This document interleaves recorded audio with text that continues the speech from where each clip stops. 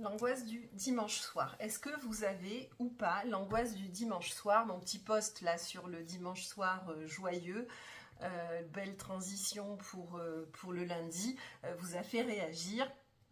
Certaines en positif en me disant moi aussi j'ai du plaisir à retrouver du travail, certaines m'ont dit moi aussi mais c'est grâce au travail qu'on a fait ensemble, ça a changé, et puis certaines m'ont dit bah non et ça a mis encore plus en évidence chez certains que cette angoisse était là.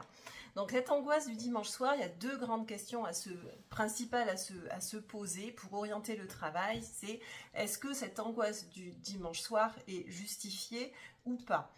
Alors j'entends justifier dans le sens où peut-être que le lundi, votre travail est compliqué, la reprise du travail est compliquée parce que le contexte de votre travail est difficile, peut-être parce que votre travail ne vous plaît pas, est-ce que c'est un contexte de collègues, de tension, est-ce que ce que vous faites ne vous intéresse pas, a pu aussi peut-être dans un certain temps vous intéresser mais ne vous intéresse plus, est-ce qu'il y a une lassitude, est-ce qu'il y a une perte de sens?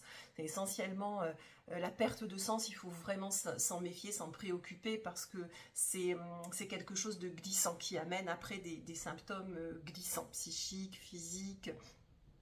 Donc, est-ce que c'est justifié ou est-ce que c'est pas justifié? C'est-à-dire que ben, votre travail, vous l'aimez, et même le lundi, une fois que ce dimanche soir-là est passé, ben, tout va bien. Le lundi, vous retrouvez votre travail avec plaisir, mais vous sentez quand même cette boule au ventre, peut-être, cette sorte de chose un peu angoissante, d'anxiété latente, là, qui est très souvent décrite du dimanche soir, et en plus, vous ne comprenez pas pourquoi, puisque vous aimez votre job et que le lundi, vous y allez avec plaisir.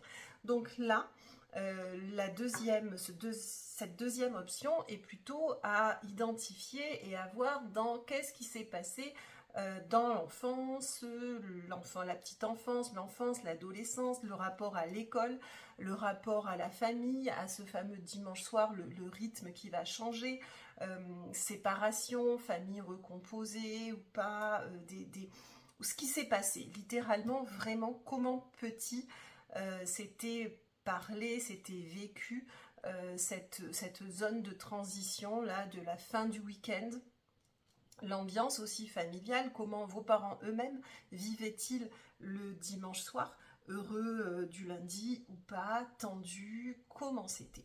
Et c'est très important de se poser cette question, justifiée ou pas, parce que forcément l'orientation du travail n'est pas la même.